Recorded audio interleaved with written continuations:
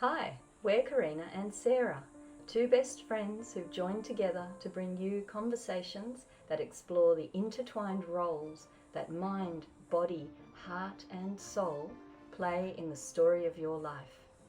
Together, we bring our passion for understanding life, here and beyond, into conversations that take a deep dive into what it is to live this human experience from the soul.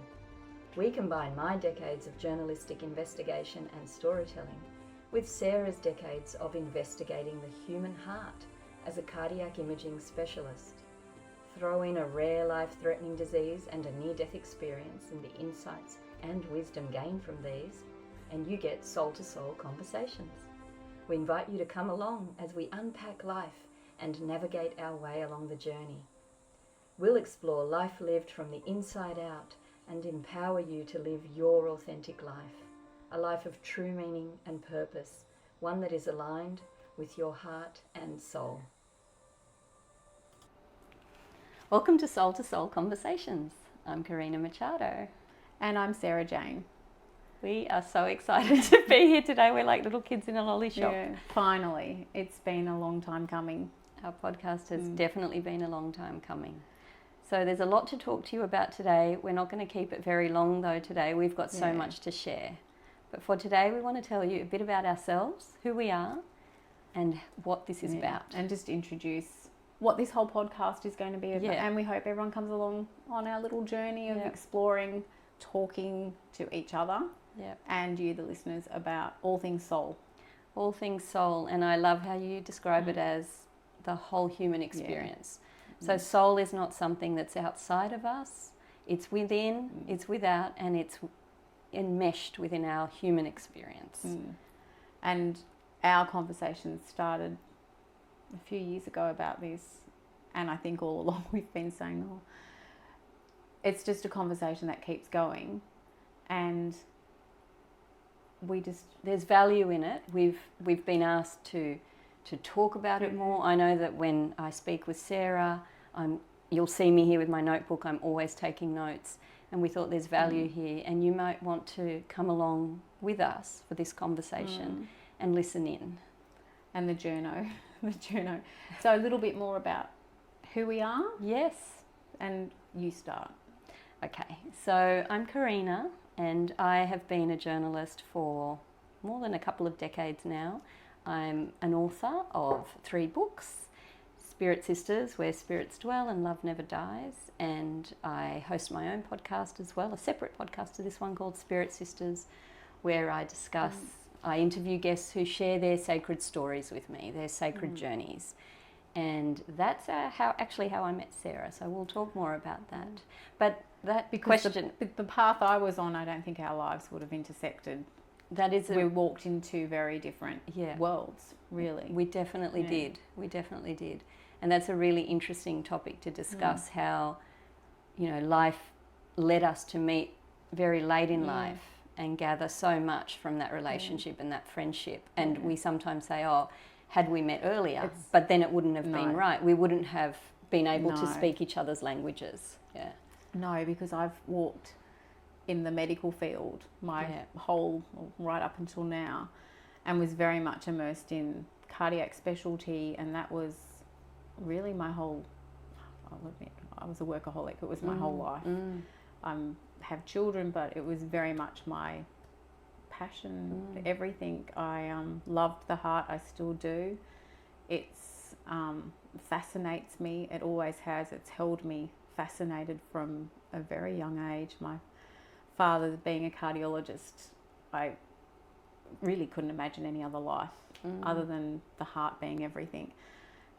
And that was my language and reference point and context for it all. And I really would never, I don't think, have stepped outside of that world for our worlds to collide or intersect. And I'm very grateful it did. And that's probably leads us to how we actually did meet. I very quick snapshot, was diagnosed with a rare life-threatening autoimmune disease when I was 40, and the next 10 years was pretty much spent in and out of hospital, mostly in having treatment, and eventually led to me dying and having a near-death experience and coming back. And Karina heard about my story and reached out for me to be on her podcast, Spirit Sisters. Mm-hmm. And we met on that interview. Yeah. And became friends very quickly. Yeah. Yeah.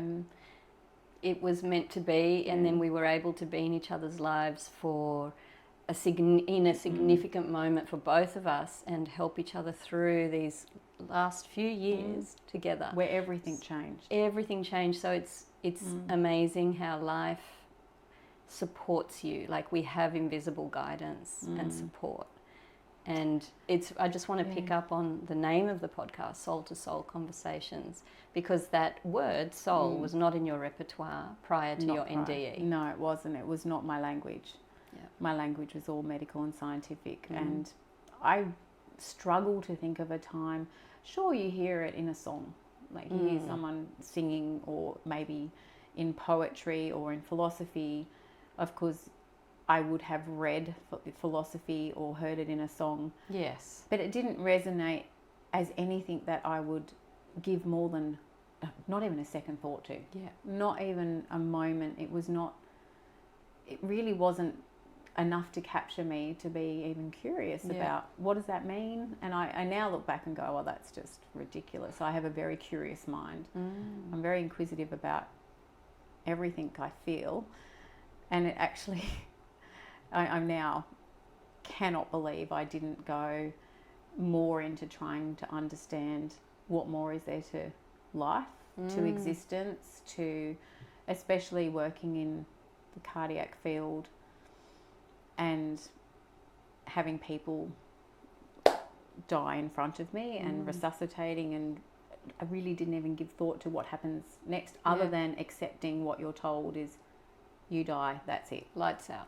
End of story. And I just accepted that and didn't challenge it within myself. Now I know differently from my own personal experience, and it's very interesting how it's changed not only how I view it, but how I talk about everything. This whole human experience has changed because of my NDE, and now we speak a very similar language. Yeah. But it has informed how I've travelled through the different, like all the different stages of this transformation post NDE, where my marriage has ended. I'm back single in my early 50s, and I'm single.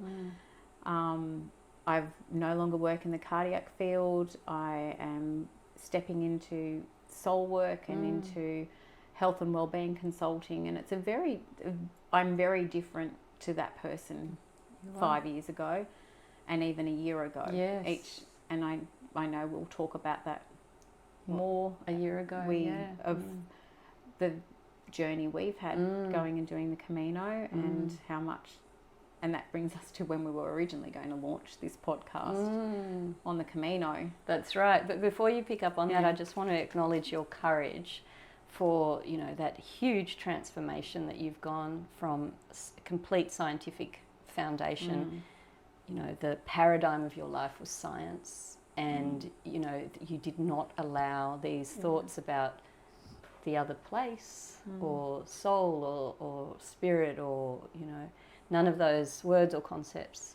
And now look, you are the soul. Like, in our conversation day to day over a cup of coffee, you will mention the soul. It will just come up.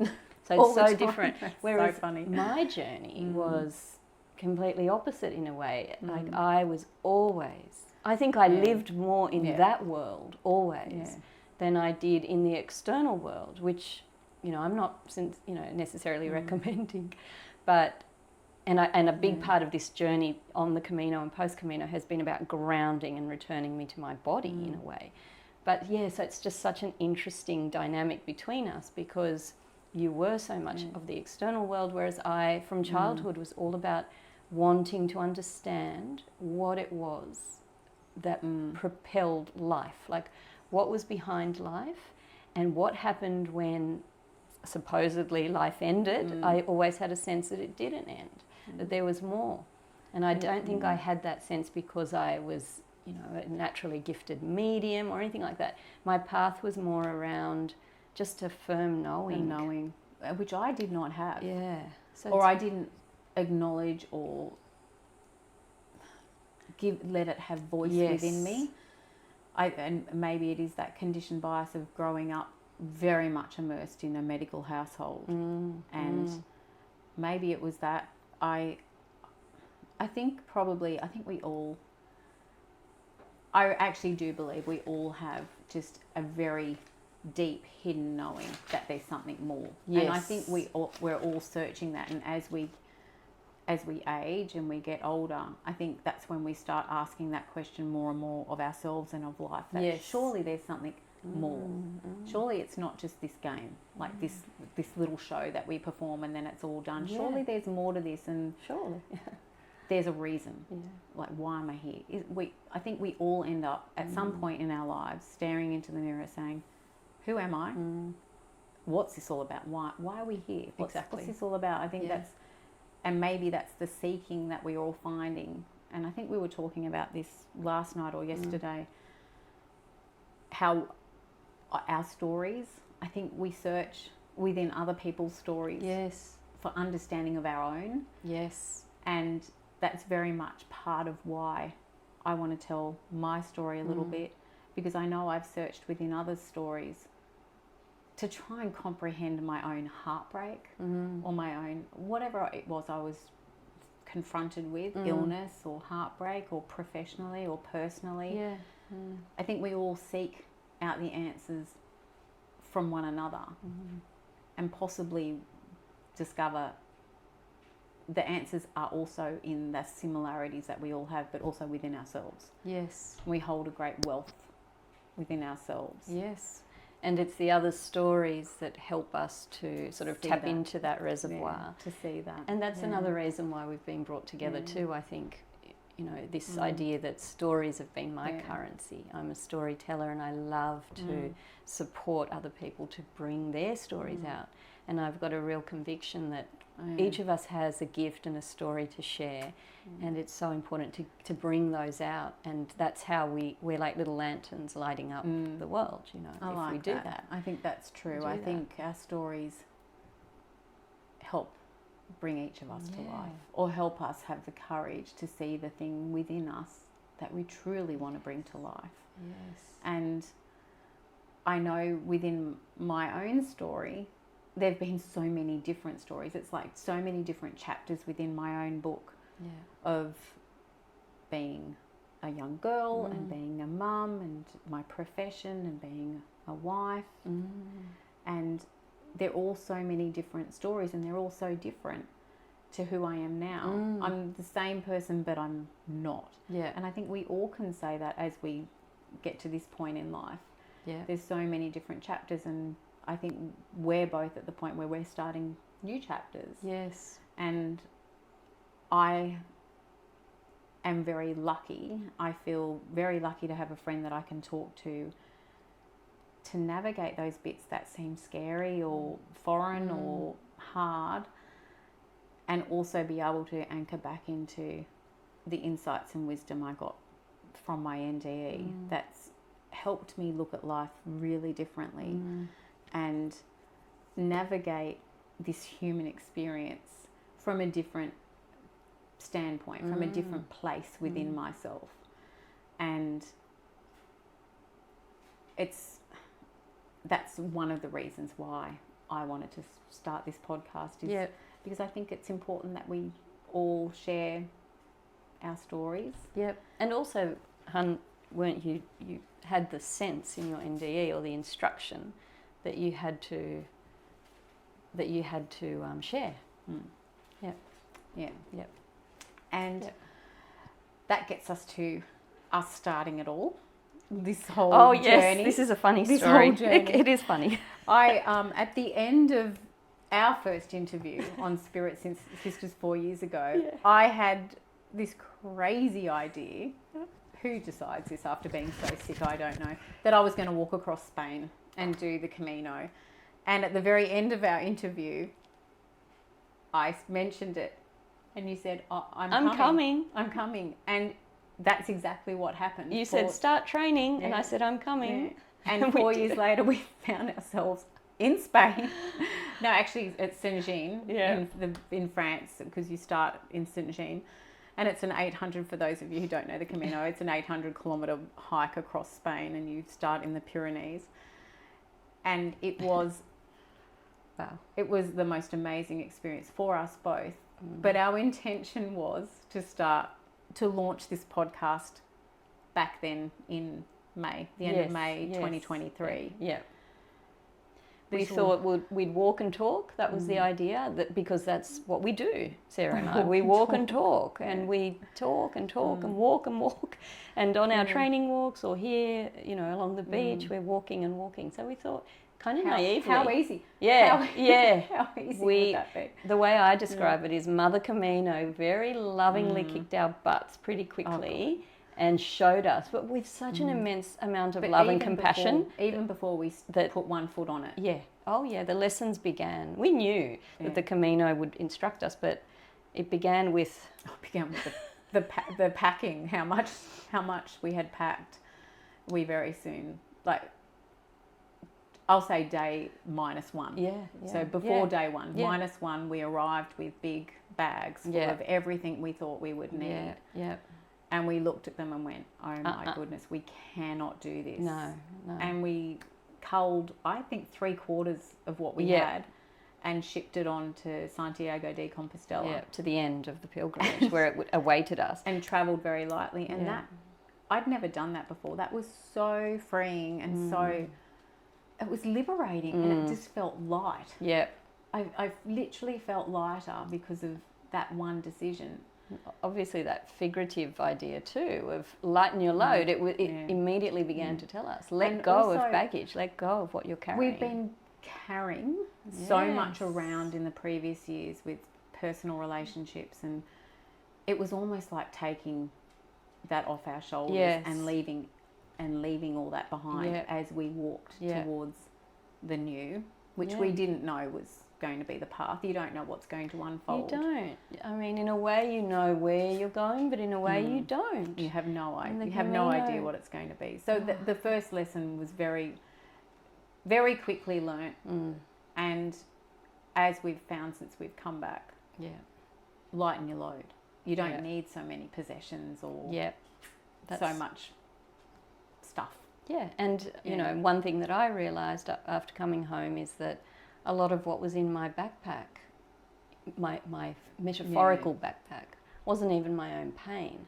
So now I'm talking about ancestral things, you know, and old wounds from generations back, and that's something we can discuss in another podcast. But what we down in your notebook. Yeah, I'm writing that down. The ancestral. Yeah. But we're trying to make notes about what we feel will be really interesting topics to discuss, and also I think one of the suggestions that we have discussed together is the ability to put, for you the listeners, to put comments down about topics that you'd like us to talk about in future episodes. So please feel free to do that. We really welcome any feedback and as we go on and talk about my near-death experience and all other experiences that have followed and preceded that, there's probably a lot more that I haven't even thought about that might interest. That's right. Or even the human experience of... The human experience. Walking through the Camino. A marriage breakdown at this, and walking into it like a new identity almost, and a new career, and everything being different.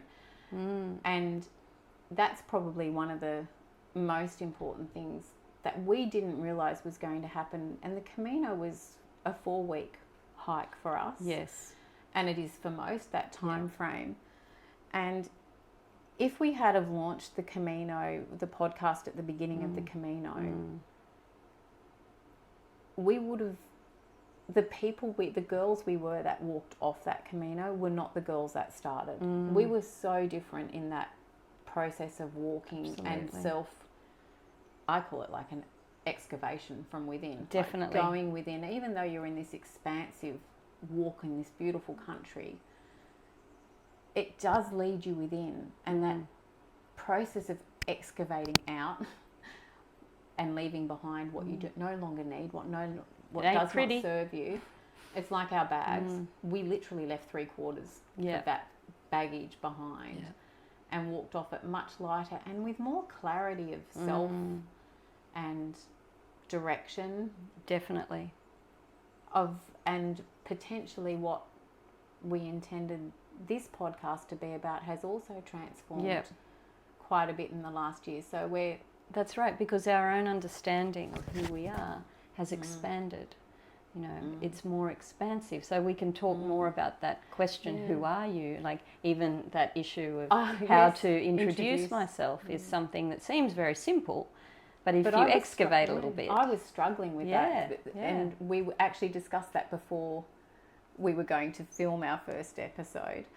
I was struggling with how do I introduce myself, because I don't identify as my married name anymore, but that's what I still had. I hadn't legally changed my name to anything else, and I didn't know what to change it to. It felt wrong to go, for my own reasons of going back to a maiden name. I didn't want to belong to anyone else or become like my husband's name or my father's name. I just wanted to be my name. And all I could come up with was the only names that have always been me was my first name and my middle name.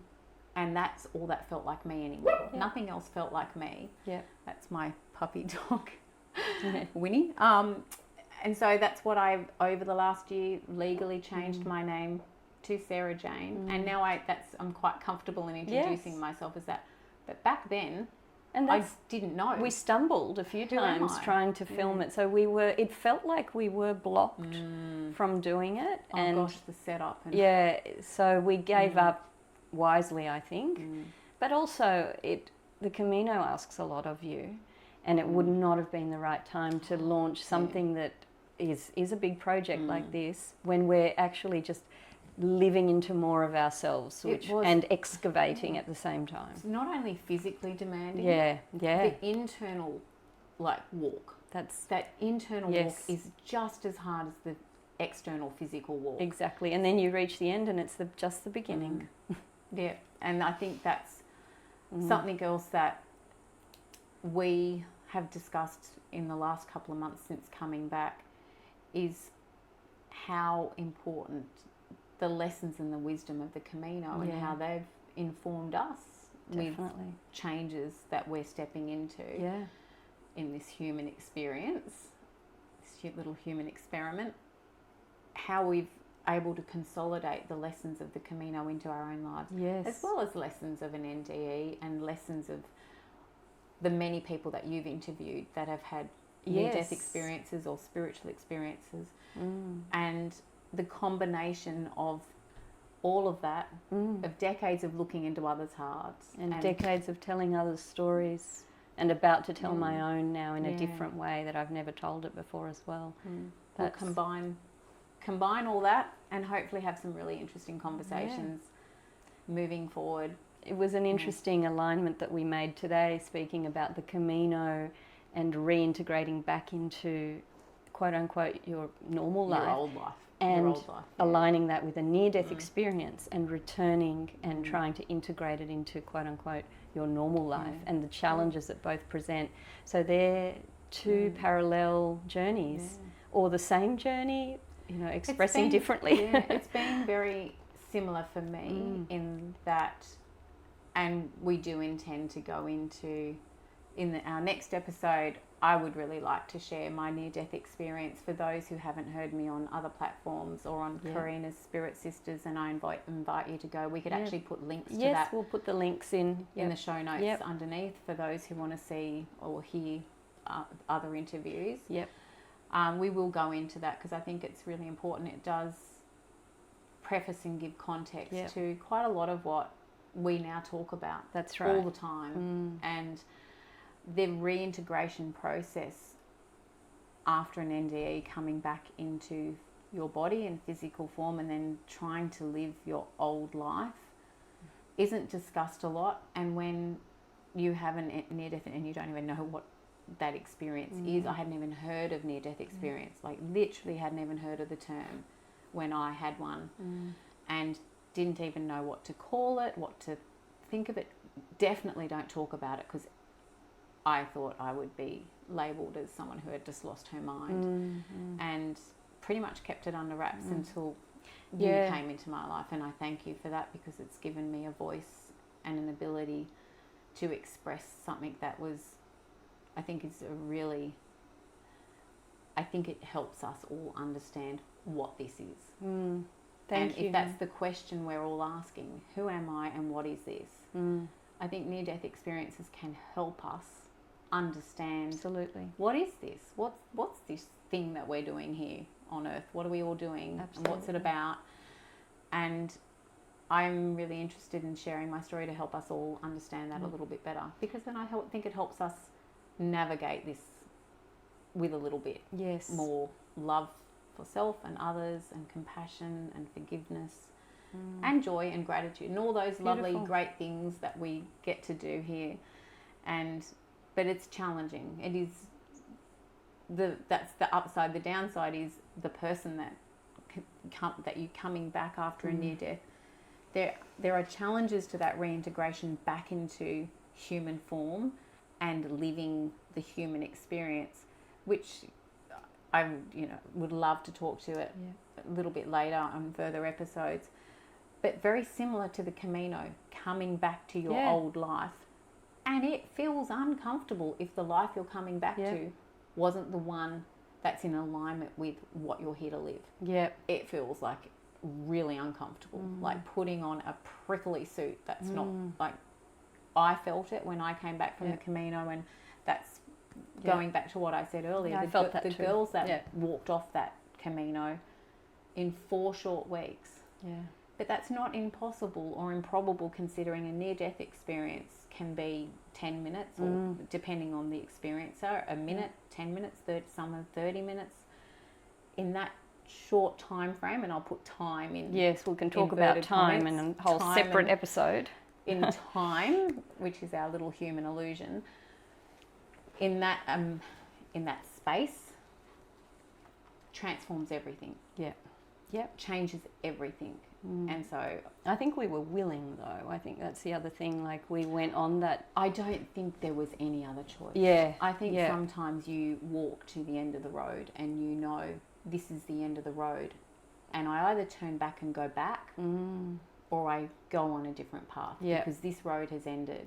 And I don't want to go backwards. It's felt wrong, and we can just going backwards. That's a whole. I got lost. Lost one day, which wasn't lost. I was going where I should go, not knowingly. I tried to turn around and go back, and it felt so wrong. And I literally couldn't do it. I had the same experience, actually. And now I recognize that feeling within myself in walking through life. If I try to do a U-turn and go back to something that that's not for me, that I shouldn't be living that job or with that person, or I recognize it now, and I'm like, I can't go backwards. The only choice is to go forwards. There's no other choice. It's not, it's uncomfortable, and it will lead to pain. And eventually you will take that other path or that other road. Because eventually the pain gets too much, the suffering gets too much in that choice, or in that you've got no other choice. I think you and I had reached a point where there was no other choice. And I've described it before, the Camino as shining a giant floodlight on the inner life. As you walk, the inner life, everything that is churning in there, ready or not, it's going to come up to be seen, and it's in the spotlight. And it's best to look. If you want to heal it, it's best to look. But that's... But I think it's fun, right? If we can look at transformation or change, or what we're being urged to see, that's within, if someone else is mirroring that towards us, it doesn't have to be pain. It doesn't have to be suffering. That's right. It could be looked at with curiosity. It could be looked at with gratitude, that I see it and now I can make different choices, and that may lead to something way better that I don't even know is Definitely. available or for me. Yep. And that perhaps, I mean, we talked about this the other day as this being potentially a new paradigm. So within the consciousness community or conversation, there is this idea that there's an ascension in process at the moment for humanity, that there is a shift in collective consciousness, and that, you know, I listened to a channel by Paul Selig, his guides, but he's not the only one. Those guides aren't the only one to suggest that the new paradigm is about learning through love rather than suffering. Up until now, we've learned through suffering, primarily. Yeah. I really think even individually, we all have a sense. It's like, as a child, there is that knowing that there's something more. Yes. We gaze, like we all are held captive by the stars. Yeah. As a child, you stare into the stars and with wonder, and we know, like even that wonder tells us we know there's something more. That's right. We all have that curiosity and that childlike, that knowing within us. It's a part of being human. And that we've repressed. But we know, but we also have that knowing that there's something. If you can feel the energetic shifts, but there's something happening that's gaining momentum for humanity at the moment. Definitely. And it is this, I call it a soul consciousness that I've come to understand. And getting into the whole consciousness debate is a fun place that no one really wants to go into. Yep. I will bravely step into it because I can't talk about my NDE without addressing what is consciousness. And what exists beyond this physical, what's beyond this physical form. And I now term it as soul consciousness that exists beyond. So I totally agree we have mind consciousness. Of course we have mind consciousness. That ceases when we die. What exists is our soul consciousness, which is one with all consciousness. And I love the topic of consciousness. I could talk about it all day, every day, and I do. I'm sorry. Well, luckily I love it too. And I do. I will try and contain myself when we have a little chat about it on a podcast episode. I actually do think, it's interesting. My curiosity about, and I have, after my near-death, come back and read everything I can on consciousness to understand it from the perspective of what I understood it to be in non-physical form, and there's so many theories on consciousness. There is not an agreed, accepted theory of consciousness. There are as many theories on consciousness as there are on so many other things where there's not an agreement. Even on emotion construct, or there's all these different theories of emotions. Like, we don't understand as much about the mind as we don't understand consciousness. But if we all bravely step into that conversation with an open mind, that's about required. What can NDE, what can these, and sometimes I don't even like saying near-death experience, because I think I have occasionally mentioned I've had a near-death experience, and someone says, oh, so have I almost got hit by a car. Yes. And I'm like, that's not a near-death experience. An NDE is you physically, you die, you are clinically dead, you leave your body and go to the other dimension. And everyone has a different experience. We'll talk about that more in the NDE of why individuals are. Of my understanding of why that happens. And I even lost what I was saying. We were talking about what an NDE can either shed light on, can teach us about consciousness. And like everything, it's taught me, not taught me, but expanded my awareness and the knowledge that is just downloaded in an NDE. And I sometimes call it just a death experience, because that's what it was for me. It was a death experience. For you it was, I got to come back. I chose to come back. And I think that's got to be dealt with in a very sensitive and delicate manner, in that not all death experiences will have that choice. And that's for a whole nother topic. There's all these different topics within topics, which is why we had to launch a podcast. Yeah. So that we can just keep going, because episodes will birth episodes, and your questions will help us as well.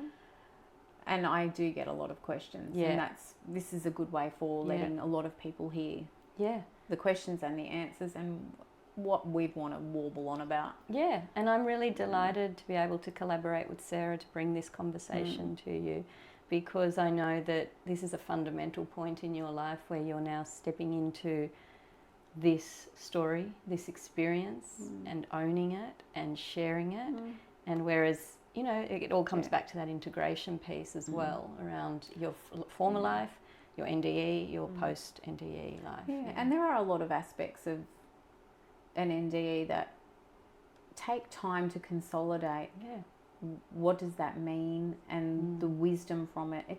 It takes time to sit with it, to fully understand it. It's like, I guess, back in high school when you're given a text, like even an English text, and you read it and you can write an essay on it. And then if you pick it up in a couple of years' time and you reread it again, and you read it so differently because you're reading it through a different lens. And I think there's that saying or quote that no two people read the same book. And we all read it through our own experience. And I think a near-death experience is like that. No two people will have the same experience. Kind of a work of art, isn't it? It is. It's like art reveals different layers at different points in your life when you visit it, whether it be an artwork, a painting, or a work of literature, or a poem. And I think it will just be that, like that evolution of soul. It's that evolution of understanding and insight and wisdom. It just keeps unfolding, and I even talk about the unfolding process within consciousness. But and you experienced that within your ND. You saw that unfolding. So there's so much for us to talk about. It's infinite. I am very good at talking. You love a chat. I love a chat. And I love a so chat too, and I love listening. But we do, before we sign off, I think it'll be really lovely to share with you all that Sara and I feel like this is part of our purpose in life, to have joined we were contracted to do so, and we can talk about soul contracts and, you know, making a decision prior to the incarnation as to what you're going to do. But I really feel that that's so, and I think you do too as well, and how each of our lives growing differently as we were in our separate fields are now meshing and weaving in such a way that we each bring a particular skill set that's necessary at this point to help this story come out. And the only other thing I'll say at this moment is that just not long before I met Sara, I set an intention out to the universe, a prayer, a kind of intention, I guess. And that was because I'd been researching NDEs for years prior. Thinking about interviewing about it. Had you just started thinking about, I'd like to... I'd sort of had the podcast in mind, and launching Spirit Sisters as a podcast. And I actually remember the moment I sat at my desk and I said, bring me an NDE story that's going to change the world. Bring me the person who I'm going to work with, and we're going to get the messages out. Because I had such a conviction based on what I'd read prior, so this was before I met Sara, that the NDE had insights and wisdom that we could so draw from as human beings to live better lives here today. And you got me. And then I got Sara. And it won't change the world, but it's changed our worlds. Well, our little worlds. It's changed, and who knows, right? But I think you had done all this research on NDEs. And I had nothing. This is the interesting nothing to thing, go on. So you're the book smart. Your whole life has been investigating, and the curiosity. The invisible, right? I've been interested in what we can't see, knowing it's there. And when I started to read about NDEs, for the most part, I had the most extraordinary kind of full body goosebump knowledge that this is truth. What they're experiencing in that dimension is truth, and we can bring it here to learn how to live better lives in the 3D realm too. You know, so and I was completely masked to that invisible world. And it's so much more fun living this way. I can say God, yeah. sensing through not just the senses that we're taught, Yes. the 5 senses, but the whole perception and open awareness of so much more. Yeah. It's so much more fun. And I love how we can have fun. Look at a day and we can and look at the guidance or nudges or signs or synchronicities. I was never aware of any of that. And oh my gosh, it's like a treasure hunt. Yes. It's just like a fun little, we've got this little treasure map. Yeah. That's our life. Yeah. And we get to go and search for the little treasures. And boy, when they show up. Oh yeah. Oh my gosh. It's just that the best. And we literally started that little treasure hunt together. Yeah. Informally and sort of casually when we met 4 years ago. Just recognizing that for some reason we had been bought, and that reason became very unfolded and became very clear to both of us.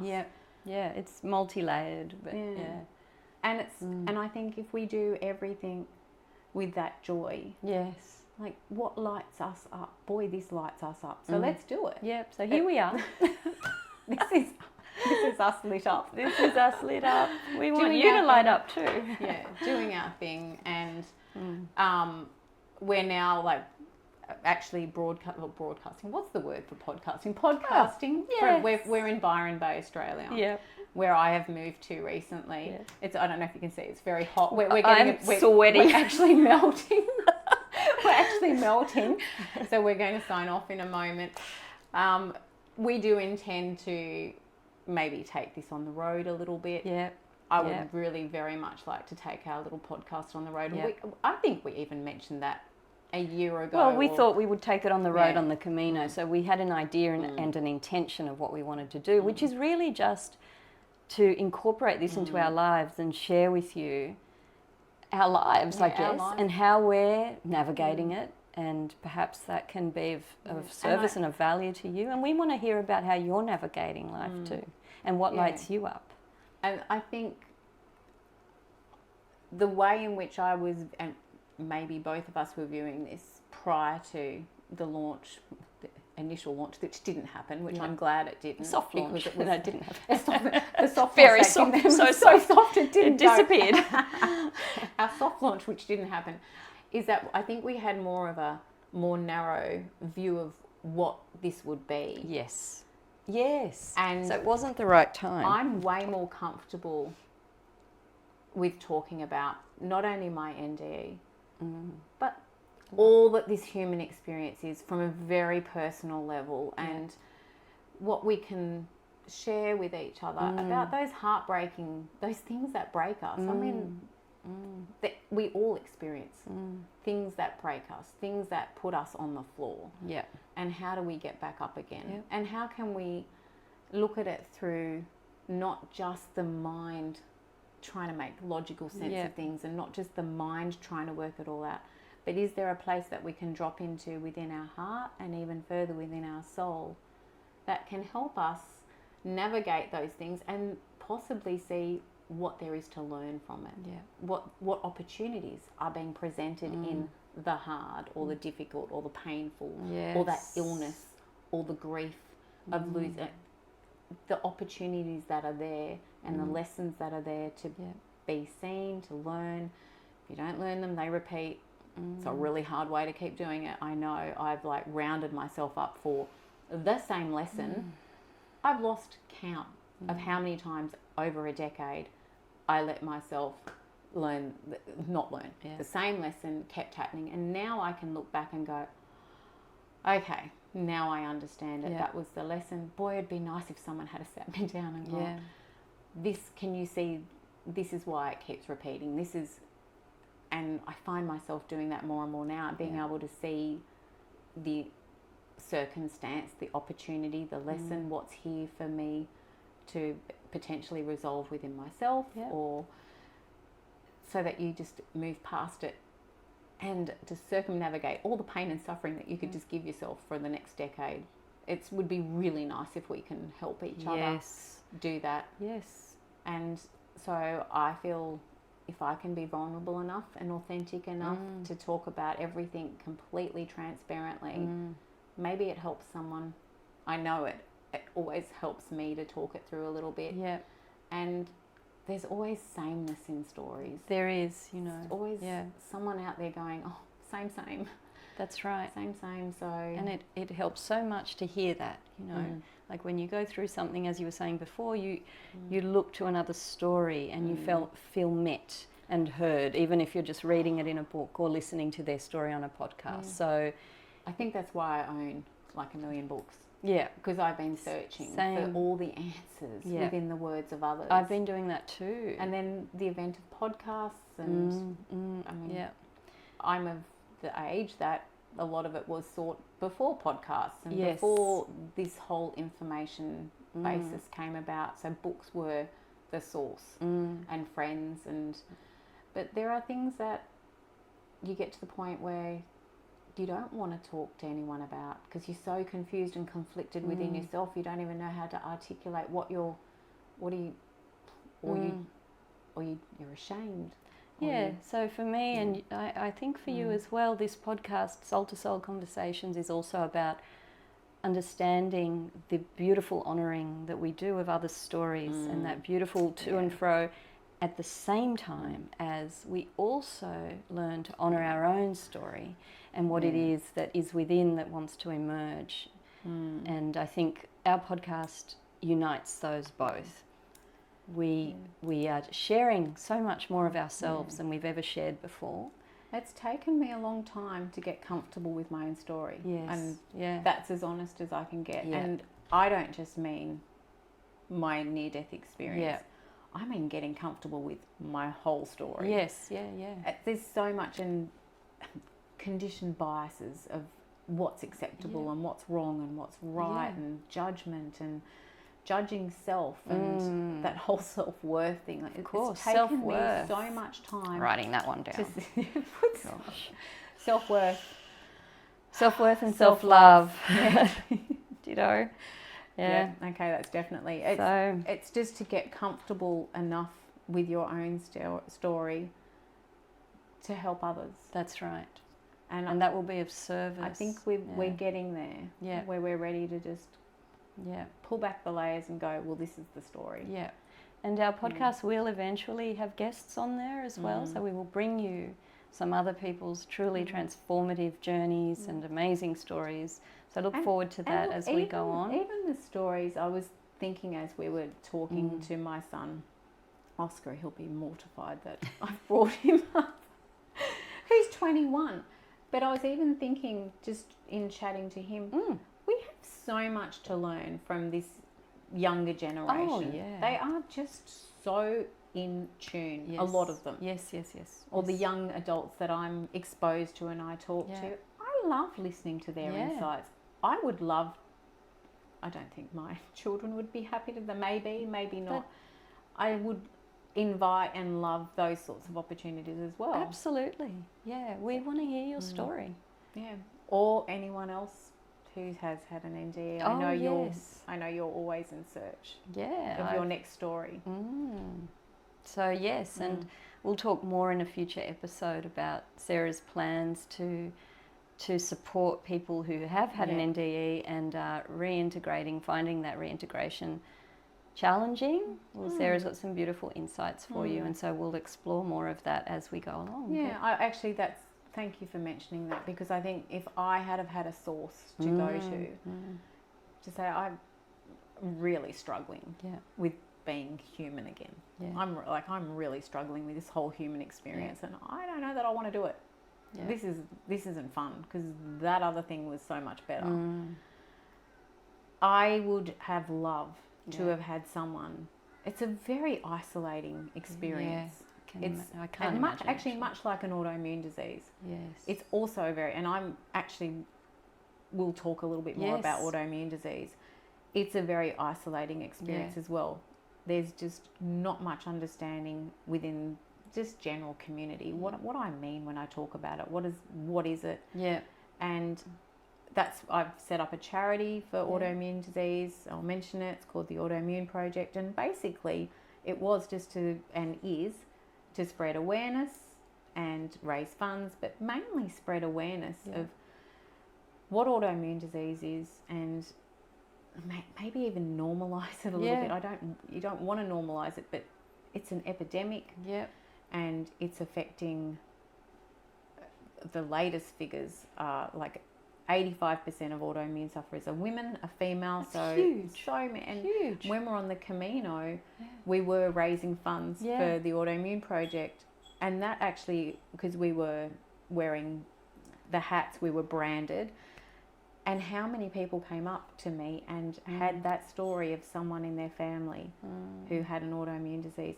Just that bringing together of like a community. And I guess I like setting up little communities now that I think about it, like a little autoimmune community, a little soul community. This is the time for that, you know. And that's the other thing we talked about when thinking of our launch today.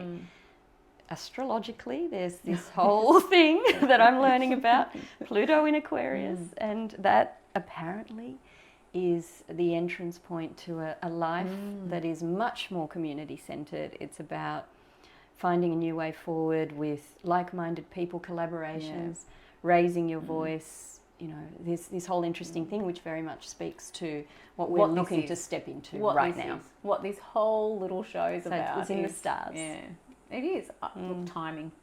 It's had to be now. Yeah. So this is our little soul community. Yeah. But it's, welcome. It's yes, welcome, and it's about it all. This whole human experience. Yeah. Because that's what we're here doing. Yeah. But how, and integrating soul into that. Yeah. And that's really the best way I can just, the only language with which I can describe what we're stepping into. Yeah. Looking at it through the lens of the soul is another way of looking at life through the lens of the soul. That's the only way I can do it.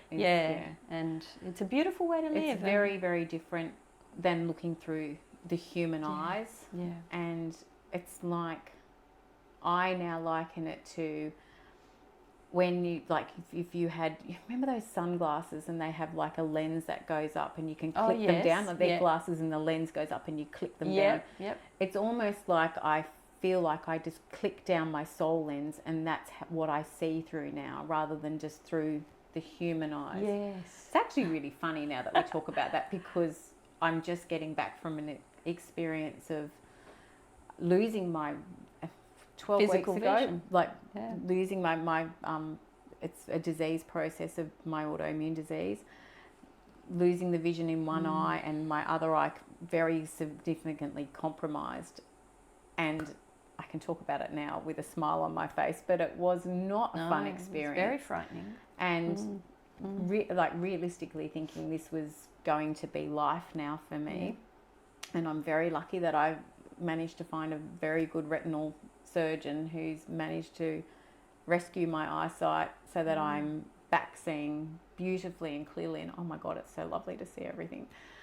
But it's just the experience of that, of living like that for quite a few weeks. I think it was 10 weeks where I was really navigating quite limited vision, and also having other symptoms with my autoimmune disease, so not being well and living a very internal landscape again, really heightened that soul experience and not being able to look through the human lens but through the soul lens. So great experience, perfect, because it really just sharpened that soul vision for me a little bit more, which I clearly needed to help me step into and go, right, we're doing this. Yeah, because that's the thing. And I've known that, you know, just because Sarah's had a near-death experience doesn't mean, you know, that you don't forget these things. And sometimes it's like you get shown again, and they're painful experiences to walk through. It kicks your butt all over again. It just, you know? it's like that face slap of wake up. And I never really fully go to sleep again like I was before, and I wouldn't want to go back to that state of like that unconscious living. The unconsciousness of soul is a very uncomfortable way to live, and I just don't want to go back to that. This is, like I said, so much better. And I like being awake and perceiving through the soul. But we're all in our human jumpsuit. That's right. Like, we're in the human that jumpsuit. density of, And while you remember and while you can understand through a different perception or a broader or more open perception, you can really easily get thrown back into the emotional turmoil of humanness. That's right. And it's very easy to sort of hijack yourself out of soul-aligned living. It is. And I think that's also why you need your friends and your community of like-minded people that understand that soul anchoring. Yeah. Just to help hold your hand through those shaky bits. I mean, my goodness me, I've had times where the ground feels a little bit shaky again. Of course, yeah. And everyone does. You don't just learn a lesson and then it's smooth sailing. Yeah, and it's That's done. not what it's about. Yeah. It's about, okay, we've mastered this. Let's move on to the next one we agreed to do in this lifetime. Sometimes I go, wow, why did I line so many up? Obviously, I wanted to be a little bit of an overachiever in this lifetime. I may have just had a pass in a few other ones where I didn't do much, but I think I really, really, I know from my NDE and my life review of what I contracted to do and I do refer to it as Life A or Life 1. Yeah. And then NDE, and then Life 2 or Life B. Very different contracts, and hence me being an almost completely different person. Yeah. And that's great. It's just learning who you are in this new contracted agreement with what I'm to do with this bit. Yeah. And I think that's part of the integration, that's part of the reintegration back into something that's not familiar, because it's not familiar. The human jumpsuit is the same, but you feel different in it. Yeah. Very different within it. I love what you said about soul-aligned living and anchoring into the soul. And I know that as we go forward, you're going to share your experience of what it's like to feel that soul-aligned living. And Sarah's got this little term, it's like a little keyword, lemonade. And when Sarah says lemonade, as a communication. That means a communication tool. Yeah, which is the fizz of lemonade, bubbles, and how that feels. And we'll go into all of these things. But there's so much that we want to share. We're excited. Of how the soul's communicating to you. Yeah. Not this way. How the soul communicates. It's just that communication system and deciphering a really different language. It's learning to speak soul speak really helps. And it's a new language. It's like I'm trying to learn Spanish. Oh my goodness! Every night I'm sitting doing Duolingo, trying to learn it, and muy bien. And the next night doing very well. What was that? And it's attending to it daily. Yeah. Daily, attending to it to learn to cultivate the ability to discern the difference between, like I could say, the word the and a. They mean different things. Yeah. We understand what they mean. The soul's communicating and just discerning the subtle difference, and it's so subtle. It's so subtle. That's why it's important to train and to recognise. And to get quiet. Yeah, to get quiet. To get really quiet and still. And I'm never quiet, and I'm never still. It's been a big challenge, and illness made me so, which was very helpful. Another blessing. Very interesting. Just ground me, halt me. Literally can't do anything for a year. So sick that, and that's probably another episode of that identity crisis that comes from. Yes, we've and got a lot to talk about. That was all pre-NDE. That challenge of losing everything that I identified with as me. That was all taken away with before the NDE. In that year of chemotherapy, I was just everything. Every identifier of who Sarah was pretty much was taken. I remember, you sharing that, and that's really powerful. And I'm thinking as you talk that in future we could perhaps welcome guests who've had their own experiences of being stripped of everything that they thought. But we all have, honey, haven't we? Oh, we've all had. Or if we haven't, it's coming. Yes, we've all had a version. You had a particularly extreme one. Because you were so out in the world, so career focused, doing such amazing work, and then you were just, you were grounded. But I was unconscious. And actually, it's really interesting because all of this started with an unconscious episode when I was 10. like all the little lead Yes. ups to the big NDE, and that's probably another episode of When you were 10, you I had was an experience when unconscious, Yeah. and then my first NDE when I Yeah. had my son 21 years ago, Yeah. and then having a stroke, a different form of consciousness, and then so 4 different situations kind of of a different progression. forms of consciousness, Yeah. and each of them progressing a little bit along. A gentle kind of... It was like I don't want to use the word initiation, but it was all preparing me for the big NDE.